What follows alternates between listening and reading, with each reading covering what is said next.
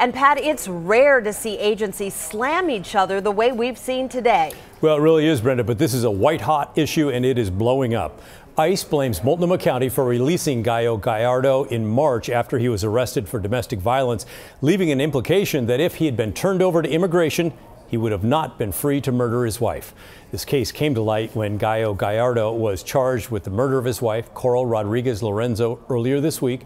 ICE says it requested a detainer for the husband days before he was released after the domestic violence incident.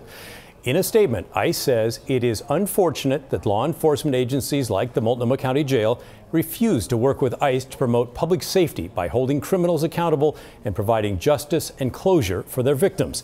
It goes on. Sanctuary policies not only provide a refuge for illegal aliens, but also shield criminal aliens who prey on people in their own and other communities. Well, the sheriff's office has responded to this.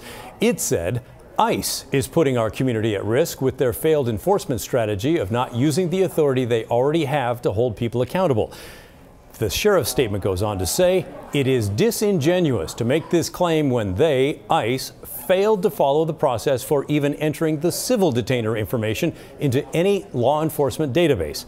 MCSO wants to make clear we did not receive any information from ICE regarding this individual. We're working to talk with Sheriff Reese and ICE on camera. I've also asked ICE for a copy of any request they sent to the sheriff's office involving this case.